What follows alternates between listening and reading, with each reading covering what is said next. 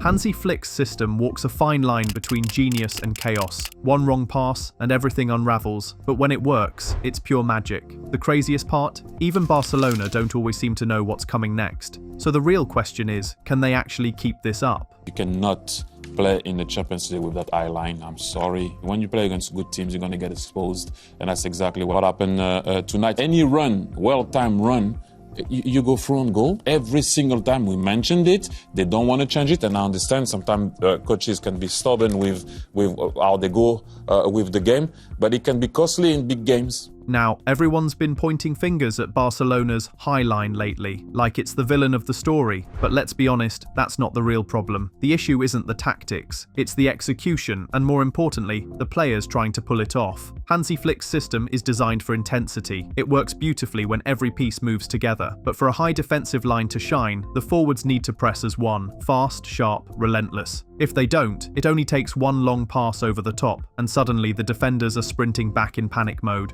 When it clicks, it's poetry in motion. When it doesn't, chaos. And recently, chaos is exactly what Barcelona have shown. Just look at those games against Sevilla and Paris Saint-Germain. It's the winner.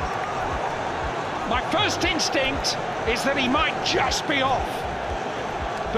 That high line only works when you've got defenders who thrive under pressure and have the speed and instincts to recover. But that's where Barca's cracks really start to show. Pau Cubarsí might be brilliant for his age, but he's still 18, barely out of high school. You can't expect him to anchor a Champions League level defense just yet. Ronald Araujo has looked lost lately. Eric Garcia's been more of a fill-in guy, and Andreas Christensen, well, let's just say injury-prone, might as well be on his resume. And that's the thing. Barcelona's DNA has never been about manic pressing like Klopp's Liverpool or Guardiola's Bayern. Their strength has always been control, possession, rhythm, and spatial dominance. So trying to force a high line with this squad is like trying to race a Formula 1 car on a gravel road. The system demands perfect synchronization. The forwards have to press, the midfield has to read the triggers instantly, and the goalkeeper has to play almost as a sweeper. If just one link in that chain hesitates for half a second, the entire setup collapses. The result? Wide open spaces, panicked defending, and opponents licking their lips at the counter-attack. The truth is, the high line itself isn't the problem. It's that Barcelona don't have the right players to pull it off. When you stack their defense against their attack, the imbalance is obvious. The backline's running marathons while the forwards are out for a light jog. And just when it seemed things couldn't get any worse for Barca, somehow they did.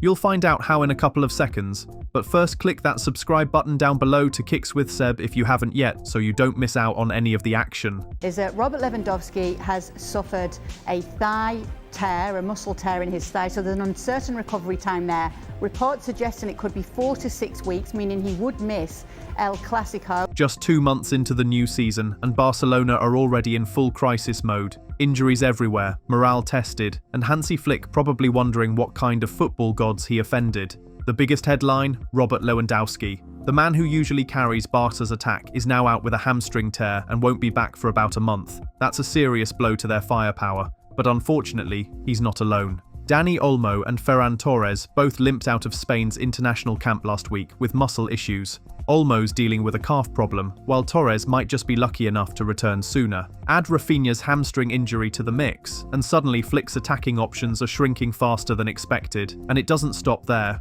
Joan Garcia, the young goalkeeper who's impressed everyone with his composure, is also unavailable and likely won't return until after El Clasico. Before all of this, Fermin Lopez was already sidelined with a groin issue, and Gavi, poor Gavi, had to undergo knee surgery after just coming back from that brutal ACL injury. He's expected to miss 4 to 5 months, another gut punch for Barca's midfield. Then there's Lamine Yamal.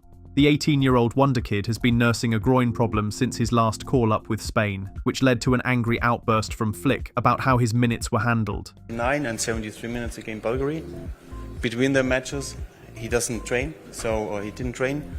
And this is not to taking care about players. This is not. Yamal's finally back in full training, but his situation is still delicate. And let's not forget Marc-Andre ter Stegen, who had back surgery in July and remains a long-term absentee. 9 injured players, 7 of them crucial to Flick's plans. It's a nightmare scenario no one at the club saw coming. So, what's behind this injury storm? Well, part of it comes down to Barca's thin squad, just 22 players. That means every week they're topping up numbers with kids from La Masia.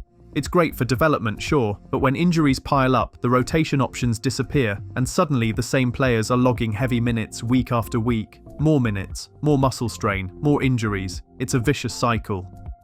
There's also the performance angle. Last season, Barca could afford to coast. By this stage, they were 4 points clear of Real Madrid, often cruising through games after early leads. One player even joked that some matches felt like light training sessions.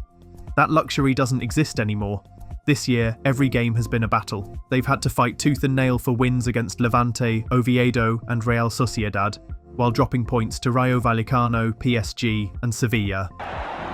And Carmona has scored! Jose Carmona!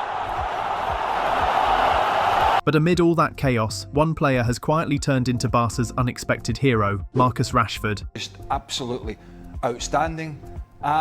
But that's what... Who saw that coming? The English forward arrived with low expectations, almost as a Plan C signing after Barcelona missed out on Nico Williams and Luis Diaz. His early games were forgettable, earning him the nickname A Fuego Lento, the slow burner. Then, everything changed. A goal for England during World Cup qualifiers in September flipped a switch. From that moment, Rashford looked like a completely different player. Confident, sharp, hungry. With Lewandowski and Rafinha sidelined, he grabbed his chance with both hands.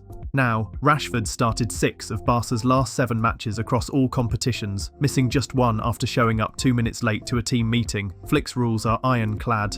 And here's the crazy part, that was the only game he didn't score or assist. Since then, he's been electric. His first big moment came with an assist against Valencia, followed by 2 thunderous Champions League goals versus Newcastle. Lewandowski in. Rashford's going to shoot. Oh, what a goal that is!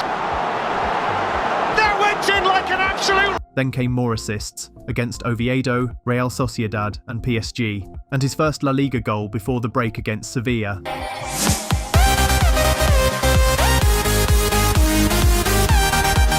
Even his set pieces have been lethal. 2 of his assists have come directly from corners, something Barca fans haven't seen in years. Flick himself can't stop praising him, especially after that dominant European performance at St James's Park. The stats back it all up. Rashford leads Barcelona in total goal involvements with 3 goals and 4 assists. Ferran Torres trails just behind, while Lamine Yamal, despite missing games through injury, has 6. And it doesn't stop there. Rashford's numbers are off the charts. Joint most shots, most on target, and most touches in the opposition box. He's creating chances too. 18 so far, second only to Pedri. On average, he's contributing to a goal every 88 minutes, putting him among La Liga's elite alongside Mbappe, Vinicius and Julian Alvarez. It's wild to think that just a season ago, Rashford was struggling for rhythm at Manchester United. But this looks like the rebirth of the player who once scored over 30 goals in a single campaign. But still right now, you have to feel a bit for Hansi Flick. The man's juggling more problems than a circus act, and the question everyone's asking is, what's actually in his control anymore? With half his key players sitting in the medical room, he's got to pull off some serious tactical wizardry to keep Barcelona on track. And that brings us to Pedri. I think that there is a player on this side that you have to have played the game at a high level to really appreciate. Okay. And I think that's Pedri. Because I think he does something that every ex-pro that I speak to gets so emotional, gets so excited about talking to him. With both Dani Olmo and Fermin Lopez sidelined, this might just be the perfect moment to push him higher up the pitch, into that creative number 10 role. Sure, Barca have always loved Pedri deeper, dictating tempo, linking play, and keeping things neat. But lately, that deeper setup hasn't exactly made them dominant. Maybe it's time to let him off the leash, give him the keys to the attack, and see what happens. Of course, if Pedri moves forward, someone's got to hold down the fort behind him. That's where Flick needs to get clever. He's got a few names that could fit the bill. Marc Casado for his grit, Eric Garcia for his passing range, and even Andreas Christensen, who's calm and composed under pressure. Garcia in particular could be a game changer. His ability to play those sharp line-breaking passes could add a whole new layer to Barca's build-up. Is this Flick's dream scenario? Absolutely not, but football rarely goes according to plan, and right now, this injury storm is forcing him to adapt on the fly. Think of it as survival mode, short-term fixes to keep the machine running until the stars return. Because let's face it, this is when coaches truly earn their stripes. Flick can't rely on plan A anymore. He's got to dig deep into his tactical playbook and come up with a plan B that actually works. It's not about perfection right now. It's about keeping the season steady, keeping spirits high, and reminding everyone what Barcelona football is all about. And really, that's the silver lining here. A long season like this is full of ups and downs. Injuries happen, momentum swings, and sometimes it's the players you least expect who end up saving the day. Now, when you talk about Hansi Flick's Barcelona, you can't just look at tactics or formations, you've got to feel it.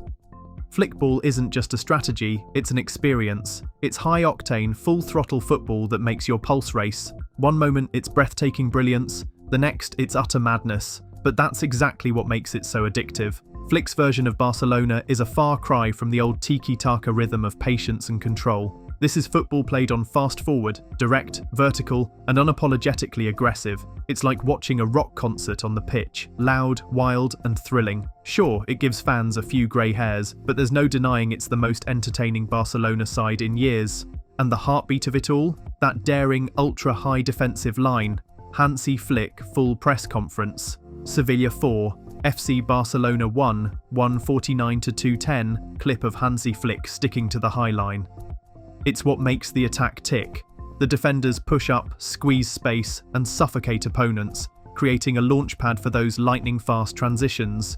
Yes, it's risky, and yes, it sometimes backfires spectacularly, but it's also what fuels their attacking power. Without that courage at the back, the fireworks up front wouldn't exist. Of course, this transformation has come with growing pains. Flickball lives on the edge of chaos.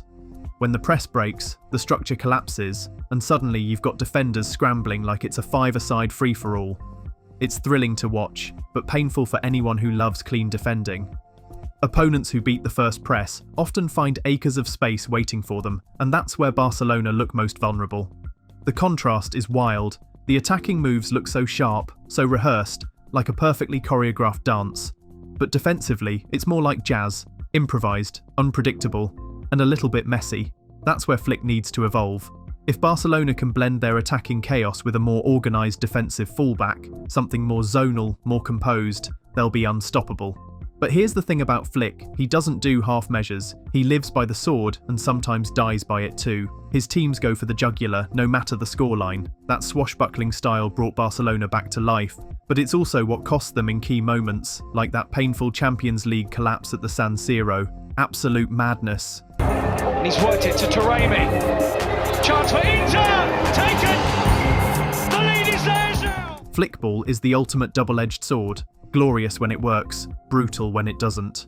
Still, this team has something special. They've brought back that spark, that swagger. Even neutrals can't look away. They play with joy, with flair, and with a sense of freedom that feels refreshing. Sure, the entertainment sometimes comes from jaw-dropping goals and comical defending, but that's part of the charm. The next step is clear.